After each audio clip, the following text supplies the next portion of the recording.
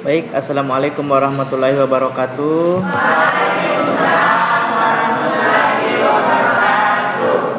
Sebelum kita memulai perkuliahan, alangkah baiknya kita berdoa terlebih dahulu. Berdoa dimulai.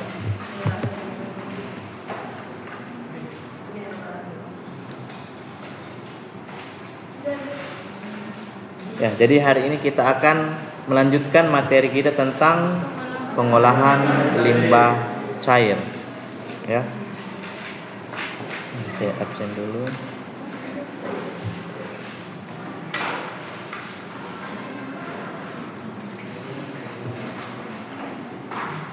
Abdul Hasir, Aisyah Amalia, Andi Aisyah, Andi Jihan, Dini Adinda, Fauziatul, Gloria Natalin, Miftah Ainun, Muhammad Reski Fahlevi, Akmal Dahlan, Aswat Ramadan, Muhammad Husain, Muhammad Ilham Rahman, Nadila Diza, Nazira Nahda, Nur Fitri Amalia,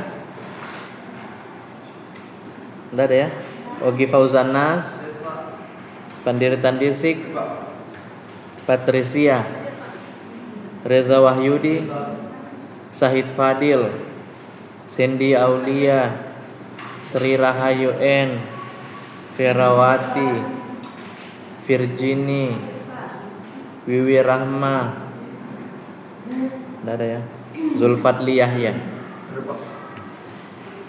Ini apa ini?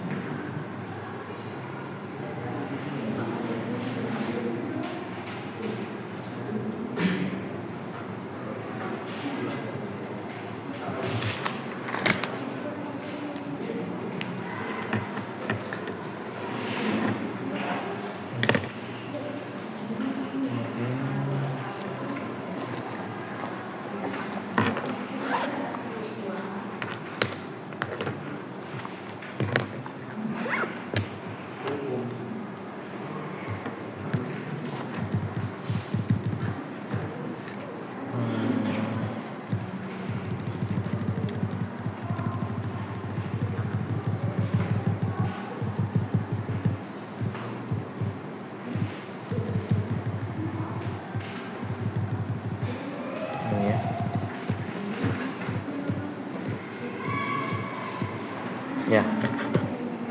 Kemarin kita sudah berbicara tentang pengolahan limbah secara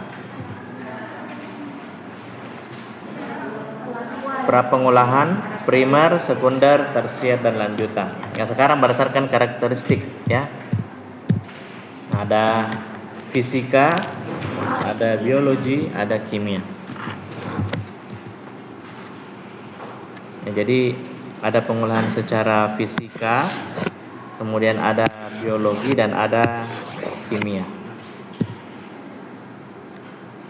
Ya, jadi untuk secara fisika, ketika tekniknya adalah pemisahan atau pengolahan, bisa saja dia filterisasi atau filtrasi atau menggunakan gravitasi, berarti dia secara fisika. Contoh misalnya water screening, ya, misalnya di kanal biasa ada dipasang begini, contoh di dekat rumah saya kanal Pampang ada seperti ini. Jadi eceng gondok, sampah plastik dan sebagainya itu kan tersaring di water screening seperti ini. Tapi dia peralatan-peralatan yang besar, untuk selanjutnya diangkut naik, masuk ke mobil Maminasata, untuk dibawa ke TPA. Itu sampah-sampah yang besar. Nah, kemudian ada juga gravitasi. Kan ada antara lemak minyak dengan air kan terpisah,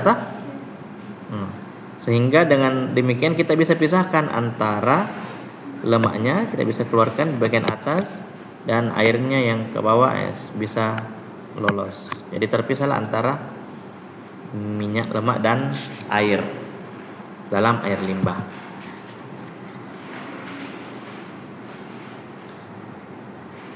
Nah, penyaringan merupakan cara yang efisien dan murah untuk menyisihkan bahan tersuspensi dan berukuran besar lainnya.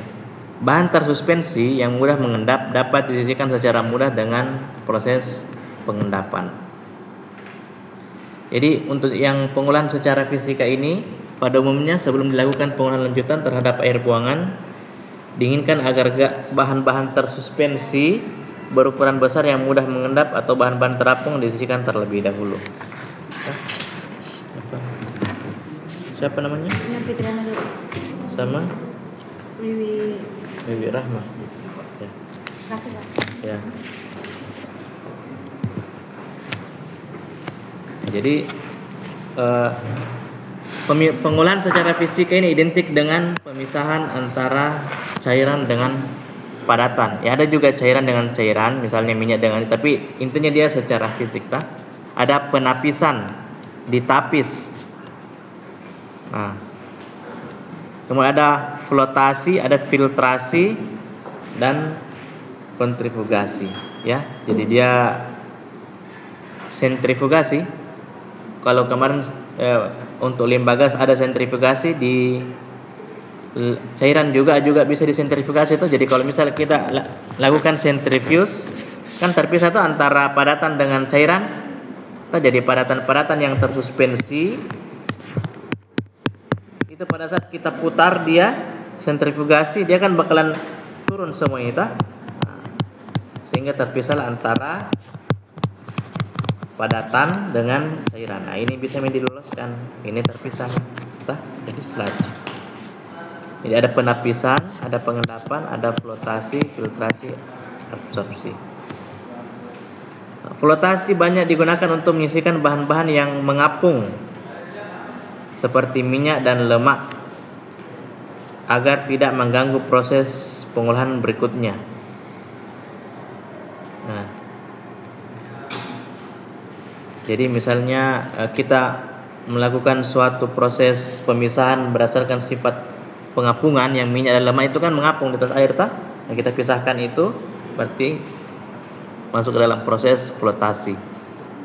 Ada filtrasi, berarti menggunakan filtrat, berarti penyaringan. Nah, ada proses adsorpsi, biasanya dengan karbon aktif.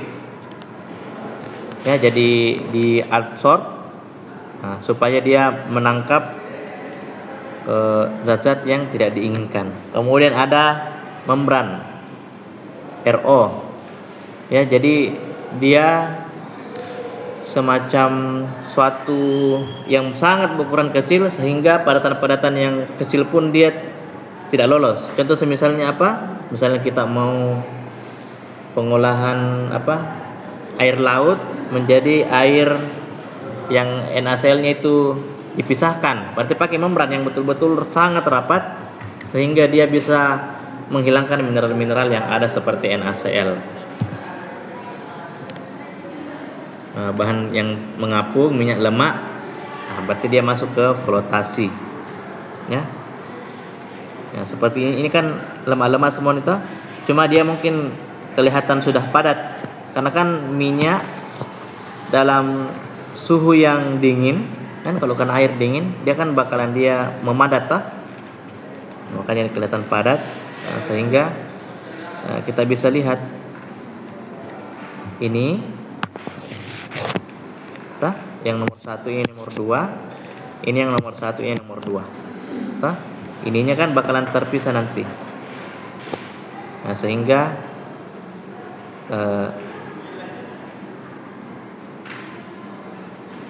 dia bisa terpisah antara lemak dengan air limbah tersebut.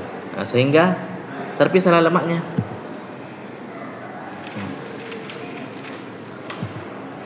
Kemudian filtrasi,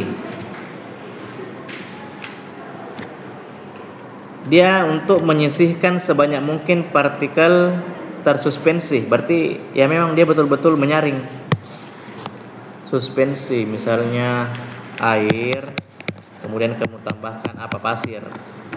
Tah? Pasirnya kan di bawah, terus dia kan menjadi air keruh, tah? Air keruh. Itu kan tersuspensi namanya. Ada banyak partikel tersuspensi di sini. Itulah bisa dipisahkan kan, kalau kita saring dia kan langsung terpisah, tah? Langsung jadi jernih dengan kotorannya. Nah, seperti itulah filtrasi.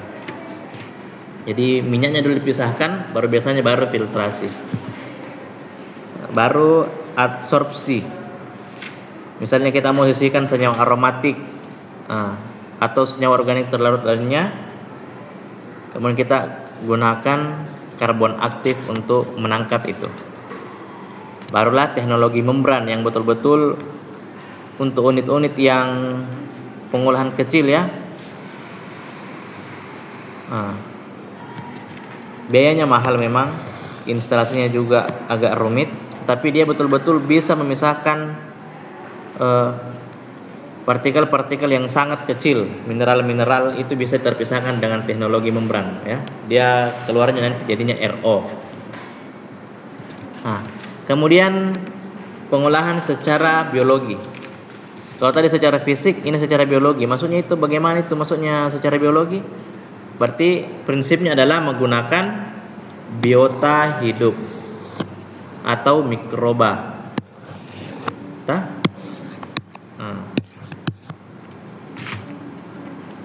Untuk menguraikan zat-zat pencemar di dalam limbah cair. Jadi sebuah metode dalam mengolah air limbah dengan memanfaatkan aktivitas mikroorganisme juga masuk untuk mendekomposisi komponen organik. Apa itu dekomposisi? Ya, jadi apa? Jadi ada kan pembentukan, kemudian ada penguraian. Nah, itu dia urai kembali dia menjadi zat-zat yang lebih sederhana sehingga bisa terpisahkan. Nah, proses ini ketika dia menggunakan aktivitas mikroorganisme berarti terbagi dua, ada aerobik, ada anaerob. Nah, ini butuh oksigen, ini tidak butuh oksigen. Nah, prinsipnya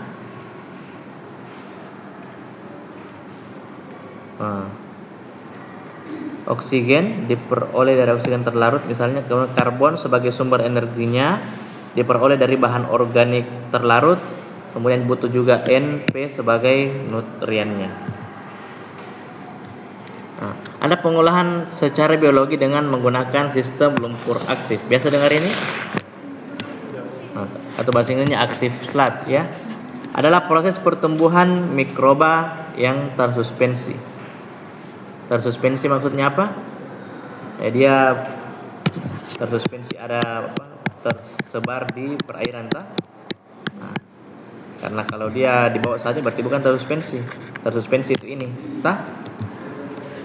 Proses ini pada dasarnya merupakan pengolahan aerobik yang mengoksidasi material organik menjadi CO2 dan H2O serta NH4 dan sel biomasa baru. Nah, tadi di sini kata kuncinya dia membutuhkan NP. N itu dia olah menjadi NH4. C-nya dia juga butuh karbon, dia olah menjadi CO2.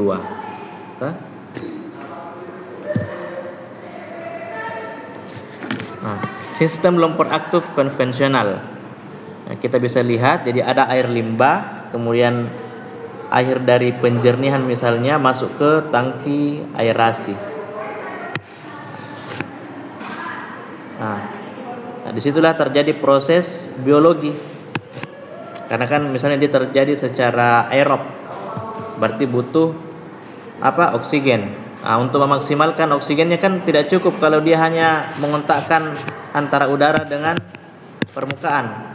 Kontakkanlah dia dengan udara, jadi maksimal saja udara, pompa udara masuk supaya banyak gelembung-gelembung yang mengakibatkan kontak dengan air semakin banyak.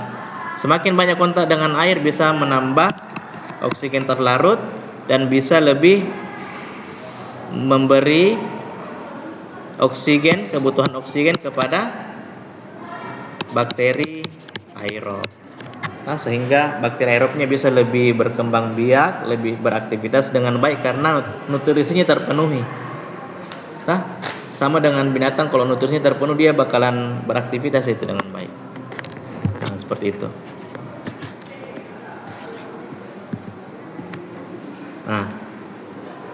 Keadaan ini membuat waktu tinggal tata biomasa menjadi lebih lama dibanding waktu tinggal hidroliknya. Kemudian ada tangki sedimentasi. Tangki ini digunakan untuk sedimentasi vlog mikroba, lumpur yang dihasilkan selama fase oksidasi dalam tangki aerasi. Jadi lumpurnya ini, kelebihan lumpurnya itulah yang turun lumpur sebagian kita masukkan lagi ke sini karena kan di situ ada mikrobanya kita gunakan kembali untuk mengolah di sini. Kalau dia kelebihan barulah kita sisihkan.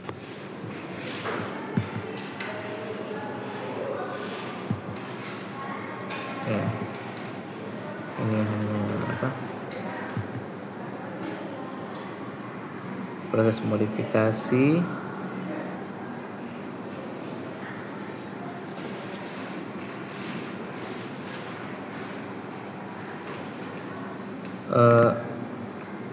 Yang bagian A itu konvensional, tapi kita bisa modifikasi dia. Modifikasi menjadi dia kayak apa ya? Kolam O atau kolam yang jadi begini. Jadi ada kolam begini Terus ada sistem pengaliran yang bisa mendorong ini atau menarik ini supaya dia itu berputar. Jadi dia berputar. Diharapkan bisa terjadi proses biologi secara maksimal ketika dia berputar itu seperti itu untuk modifikasinya. Contohnya yang di Kima mungkin ya. Di Kima itu tidak di sini gambarnya Kima WWTP. Ini dia pakai teknik itu itu. Oxidation disk-nya itu ini dia putar begitu. Itu yang di Kima ini, kawasan industri Makassar.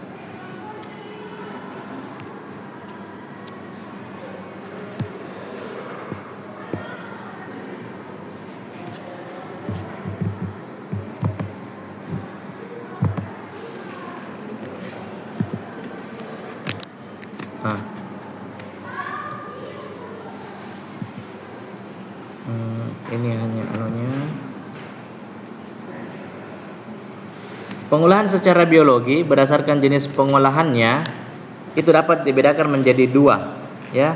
Ada reaktor pertumbuhan tersuspensi, ada reaktor pertumbuhan lekat. Jadi satu suspend, satu attach ya. Jadi ada suspend, ada attach, ada juga lagon, kolam.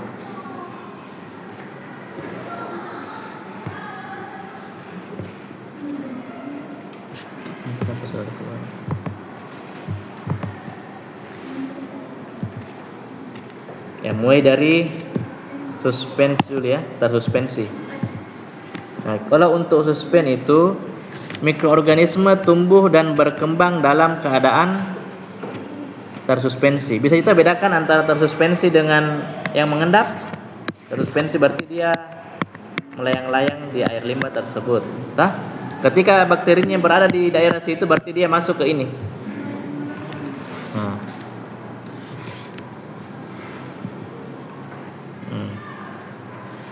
Jadi koloni bakteri tersuspensi dalam gumpalan-gumpalan koloid yang bergerak bebas dan bereaksi dengan limbah. Jadi dia ada ini ya, gumpalan-gumpalan koloid di mana dia melekat di situ. Tahu jadi koloid? Jadi ada suspensi, ada koloid, ada larutan. Kalau larutan ya betul-betul dia bercampur homogen. Secara kasat mata tidak bisa dibedakan antara mana gula, mana air, mana garam, mana air. Itu larutan. Kemudian ada lagi yang lebih besar ukuran zat terlarutnya berarti dia masuk koloid. Ada lagi lebih besar baru suspensi. Kalau suspensi betul-betul kita bisa pisahkan dengan penyaringan biasa. Tetapi kalau larutan tidak bisa. Ya, saring maka itu air garam tidak bakalan muncul garam itu di ini tah. Kecuali pakai membran, baru garam itu bakalan tertinggal, airnya muncul ke bawah. Tah, itu. Kalau filtrasi biasa tidak. Nah, seperti itu. Jadi dia di zat-zat itu yang terlarut itu di kolot itu dia menggumpal-gumpal di situ. Nah, supaya dia dipastikan prosesnya tetap tersuspensi, biasanya dibantu dengan proses apa ini?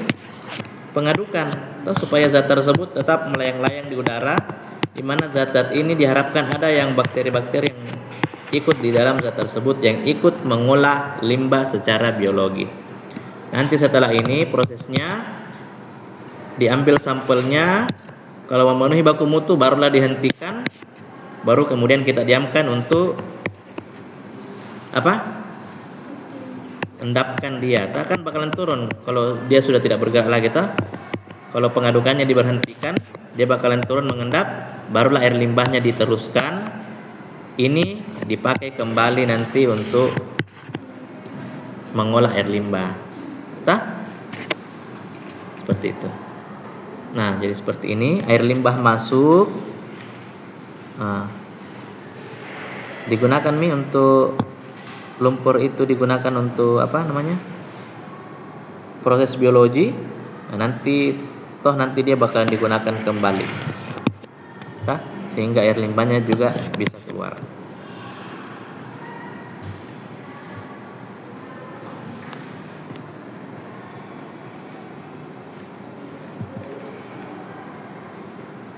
Nah, lumpur aktif seperti ini toh.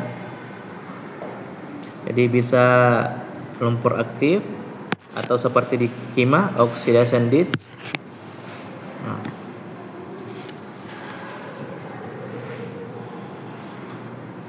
Air limbah jika ada mikroorganismenya dan dia aerob, berarti ada oksigennya. Nah, berarti dia masuk ke dalam sistem reaktif ini ya. Bercampur dengan air limbah, dia bisa membantu dilakukan dengan bantuan pengaduk seperti yang digambarkan sebelumnya. Nah, kelebihan dari proses ini dia 98% degradasi BOD. Nah, cuma dalam kegiatan ini biasanya ada muncul ini lumpur gelembung, ada busa-busa putih atau busa-busa coklat, ada butiran-butiran vlog, atau ada lumpur yang ikut naik ke atas dalam sistem ini. Nah, setelah itu selain suspend growth ada lagi apa? Attached growth tadi yang macam kedua, jenis kedua. Nah, di dalam reaktor pertumbuhan lekat, ini istilah Indonesianya ya, ini Inggrisnya. Mikroorganisme tumbuh di atas media pendukung dengan membentuk lapisan film untuk melekatkan dirinya. Nah, jadi berbagai modifikasi telah banyak dikembangkan, misalnya tricking filter, cakram biologi, filter terendam, dan reaktor fluidisasi. Ya. Jadi dia menempel pada media air limbah dan melewatinya. Nah, kelebihan kalau kita menggunakan metode ini, itu organic volumetric loading rate-nya itu tinggi dan rendah. Ya, jadi ada fluktuasi konsentrasi. Kalau di sini lumpurnya banyak, tapi kalau di sini lumpur yang terproduksi itu kecil. Operasionalnya lebih mudah daripada yang tersuspensi. Pengaruh penurunan suhu terhadap efisiensi pengolahan kecil, tetapi untuk pengaruh penurunan suhu terhadap efisiensinya itu pengolahan kecil ya. Jadi ada air limbah, kemudian dimasukkan ke dalam bak pengendap awal. Jadi ini memang kita betul-betul tidak mau banyak lumpur karena tidak mau digunakan toh. Nah, jadi biarkan dulu diendapkan, lumpurnya turun, air limbahnya masuk ke tricking filter misalnya. Nah, di sini penuh dengan media-media filter ini, mau begini atau seperti ini, atau rancangan seperti ini, atau biobal seperti ini, biobol ya, masuk ke sini, di mana media-media inilah yang menjadi tempat untuk pertumbuhan bakteri. Nah, seperti itu. Jadi kita punya bakteri misalnya dari usus sapi. Kalau di Garuda Food dulu saya pakai dari usus sapi. Mungkin di tempat lain ada yang pakai M4 ataupun bakteri dari mana. Dia rendam dulu ini cairan ke dalam sumber mikroorganisme tersebut, rendam dulu. Setelah direndam kan dia bakalan tumbuh di media ini, barulah setelah ada bakterinya di sini, jadi bisa dianalisa juga untuk mengetahui atau dilihat indikatornya, ciri-cirinya apakah dia sudah tumbuh bakteri apa tidak. Ketika bakterinya sudah dirasa cukup, barulah kita masukkan ini ke dalam kolam proses biologi kita. Seperti itu. Jadi kalau tadi ini dia mengandalkan lumpur yang disebar secara merata, di mana dari lumpur itu kita harapkan melekat bakterinya untuk mengolah limbah secara keseluruhan. Kalau di sini dia pakai media, media-media dengan berbagai macam media sebagai tempat pertumbuhan bakteri, di mana media ini nanti bakalan masuk ke dalam kolam pengolahan biologi, supaya terjadi proses pengolahan biologi di situ. Ya, contohnya tracking filter. Nah, ini ada media-medianya, filter-filternya. Di sini nanti media-media ini tumbuh bakteri. Nah, seperti itu. Nah, ada inflow, jadi laju alir masuk, kemudian kita berikan dia udara dari bawah. Kalau dia kan sistemnya aerob berarti butuh oksigen, kasih dia dari bawah. Nah, cairannya turun, barulah dia keluar. Nah, barulah kita pisahkan antara lumpur yang dihasilkan dengan air limbahnya. Nah, ini menjadi sludge untuk diproses lanjut. Air limbahnya bisa diteruskan. Nah, seperti itu.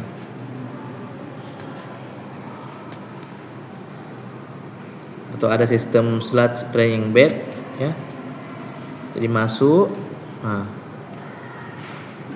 nanti sludge-nya turun, barulah kita tampung nanti sludge yang ada untuk kita keringkan, lalu kita olah lebih lanjut. Nah, kemudian pengolahan secara biologi berdasarkan sistem pengolahannya. Tadi kan ada pengolahan biologi berdasarkan ini ya. Nah, kalau ini sistemnya, jadi ada berdasarkan jenis pengolahannya, ada sistemnya. Kalau sistemnya kita kenal dengan aerob dengan anaerob. Nah, kalau aerob biasanya lebih cepat, tapi dia perlu energi yang lebih tinggi. Kenapa? Karena kita butuh maksimalkan dia udara, jadi butuh energi untuk memberikan dia udara, biaya BOM-nya lebih tinggi, produksinya juga lebih tinggi. Kalau anaerob, energi sedikit, tapi dia lumpurnya rendah. Nah, tapi dia lambat. Kalau ini kan cepat, ini lambat. Jadi tergantung debit limbahnya berapa, kita punya economical listrik berapa. Nah, kita pilih yang mana, aerob atau anaerob. Jadi ada aerob, ada anaerob. Jadi untuk aerob tadi kan ada lumpur aktif, ada tadi tracking filter atau biofilter. Nah, untuk anaerob ada istilah WSB dan CSTR.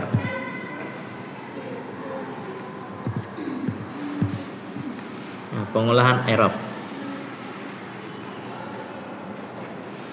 Nah, tadi sama sudah dijelaskan ini lumpur aktif dengan tracking filter. Nah, jadi kalau tracking filter ada media,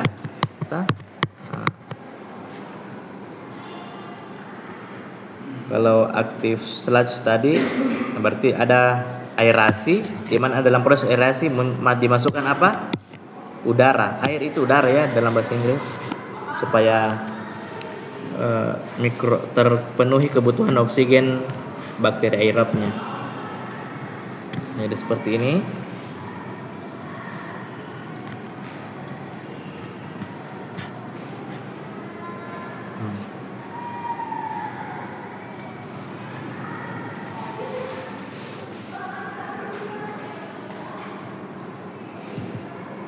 Kemudian ada tadi yang paling bawah itu lagon, ya.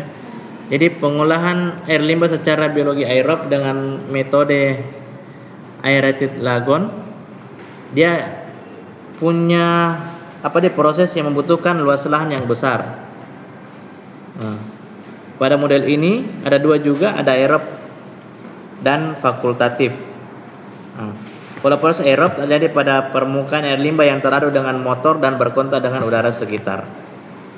Kalau pengolahan limbah anaerob adalah sebuah metode biologikal untuk mengolah limbah organik.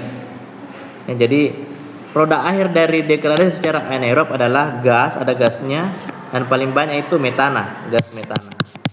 Kemudian ada karbon dioksidanya, jadi karbon dia olah dari karbon dioksida, metana juga, Kemudian ada juga H2S dan H2. Nah, proses yang terlibat pada proses anaerob ini adalah fermentasi asam dan fermentasi metana. Ada bakteri anaerob.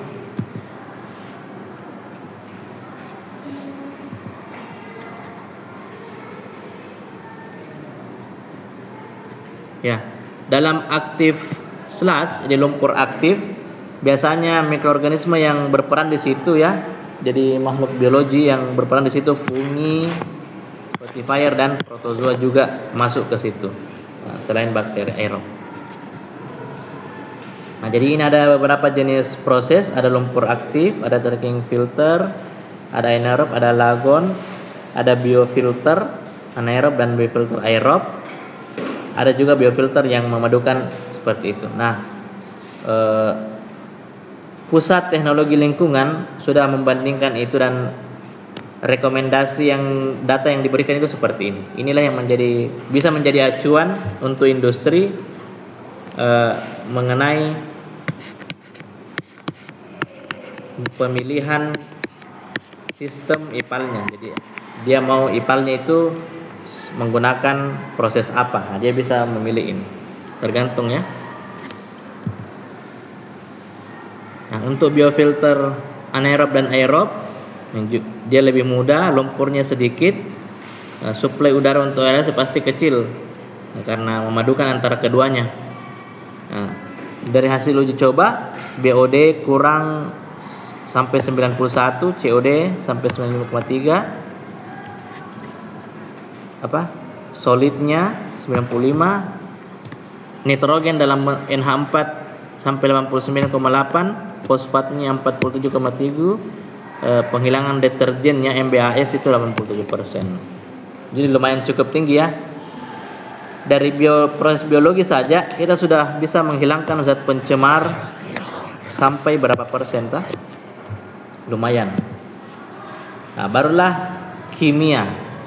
Jadi fisika, biologi, kimia. Prinsipnya apa? Ada penambahan bahan kimia. Kalau tadi fisik, ya fisik, pemisahan, filtrasi, membran. Kalau biologi berarti menggunakan biota mikroorganisme, bakteri, untuk memproses itu. Nah, kalau kimia berarti menggunakan bahan kimia. Kita bisa pakai bahan kimia untuk apa? Untuk mengendapkan, untuk memisahkan, menghilangkan zat-zat pengotor atau zat-zat pencemar, dalam hal ini dalam limbah cair. Misalnya teknologi rangkaian Honda Waste Water Treatment, pengolahan air limbah, ya. Jadi kalau ada partikel-partikel yang memang tidak mudah mengendap, ada logam-logam beratnya, ada fosfornya, ada zat organik yang beracun, yang tidak bisa diolah dengan kedua itu, ini baru langkah terakhir. Kalau bisa secara fisika dulu, ya fisika saja. Kalau dia tidak mampu, outputnya zat pencemarnya masih ada, berarti secara biologi, kalau memang dia bisa diurai secara biologi. Kalau memang keduanya sudah output, baru hasilnya masih zat pencemarnya masih ada, barulah secara kimia gunakan. Nah, ada netralisasi Kalau netralisasi berarti misalnya pH-nya di Garuda Food misalnya selalu menghasilkan air limbah asam, karena kan perasa-perasa yang dia tambahkan di Monty, Oki Jelly Drink, Coco Drink itu kan asam, bersifat asam semua toh, yang diminum itu kan pH-nya rendah, sehingga air limbahnya juga pun asam, pH-nya itu bakalan rendah dari 6, 5, 4 toh. Nah, cara untuk menaikkan itu apa? Tambahkan dengan bahan kimia, misalnya ditambahkan NaOH sampai dia menjadi pH misalnya yang dipersyaratkan 6 sampai 8. Nah, seperti itu. Itu untuk netralisasi. Kemudian ada koagulasi, flokulasi tapi menggunakan bahan kimia. Ada oksidasi, redox. Redox berarti ada reaksi kimia, ada adsorpsi, ada penukaran ion. Kita menggunakan zeolit. Nah, netralisasi berarti reaksi antara asam dengan basa. Nah, kita jaga pH-nya misalnya 6 sampai 9. Kalau limbah bersifat asam, berarti kita gunakan ini sebagai penambahnya. Kalau limbahnya bersifat basa, bisa kita gunakan alternatif asam sulfat, HCl. Ini kan bersifat asam semua. Tapi kenapa ada juga CO2 bisa langsung dia naikkan ini? Nah, seperti itu toh. Jadi CO2 ketika ditambahkan di air limbah, dia bisa membuat dia menjadi asam karena reaksi antara H dengan CO2 toh, menjadi asam karbonat.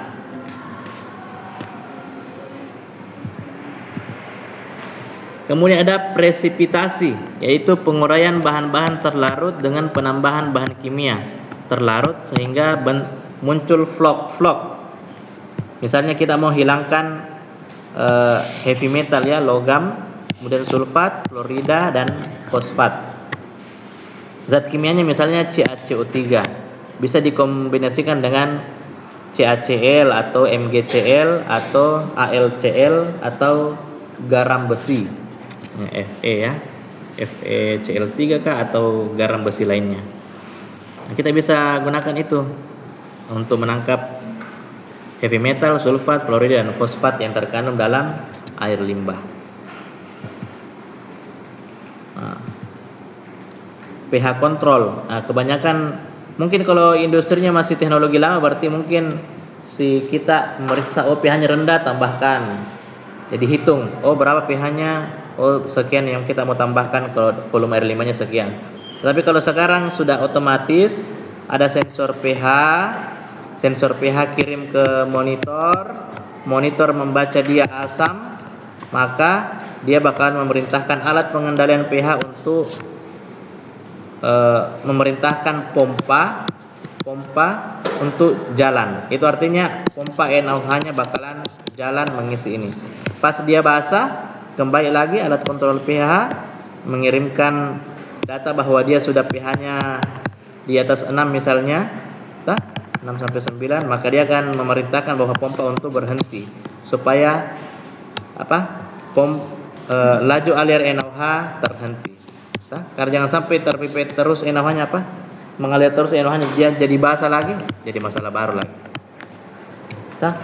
Itu untuk pH kontrol. Ini tadi bahan-bahan yang digunakan. Sudah. Ada koagulasi dan flokulasi. Konversi polutan menjadi gumpalan-gumpalan yang dapat diendapkan, disaring atau diapungkan. Nah, seperti inilah prosesnya. Nah, kita perlu gumpalkan dengan proses koagulasi dan flokulasi dengan penambahan. Jadi koagulasi dilakukan dengan penambahan zat kimia yang disebut koagulan. Kalau flokulasi, penambahan zat kimia yang kita sebut flokulan. Jadi penambahan koagulan flokulan. Jadi pertama terbentuk dulu mikroflok, baru terbentuk lagi makroflok. Nah, seperti itu. Jadi awalnya itu zat-zat yang ada dalam limbah kita koagulasi dulu. Jadi sampainya dia ada mikroflok, flok-flok kecil. Kalau flok-flok kecil biasa dia tersuspensi tak? Nah, barulah flokulasi. Flokulasi itu maksudnya ini yang kecil-kecil ini semua buat dia saling berikatan sampainya dia menjadi flok-flok yang besar. Kalau dia flok-flok yang besar maka dia dari suspensi, awalnya dari suspensi. Kalau dia dari besar kan dia bisa menjadi mengendapan tak? Nah, endapan inilah nanti bisa terpisahkan sehingga cairannya ini air limbahnya bisa disalurkan. Nah, seperti itu. Zat-zat pencemar ini ditambahkan koagulan sehingga zat pencemar ini bisa terendapkan dan terpisahkan dari air limbah. Seperti itu prinsipnya. Nah, ini sudah kemarin tah, primer, sekunder, tersier. Ya. Oke, ada yang mau ditanyakan?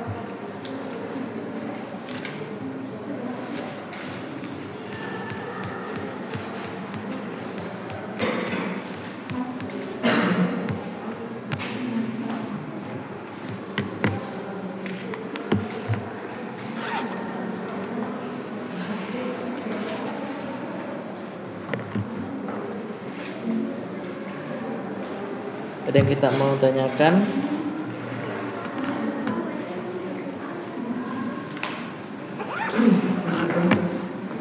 Mau pergi rapat dulu ya.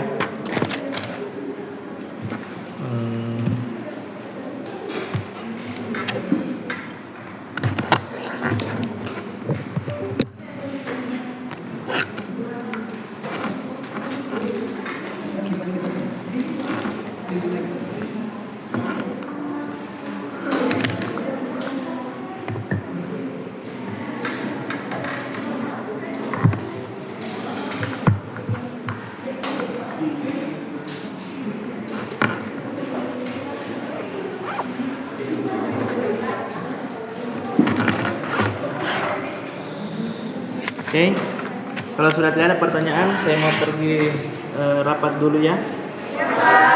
Ya, demikianlah perkuliahan kita pada hari ini. Mudah-mudahan memberikan banyak manfaat untuk kita semua sebagai bekal ta. Kurang dan lebihnya mohon dimaafkan. Terima kasih. Wassalamualaikum warahmatullahi wabarakatuh. Iya, sama-sama. Ya.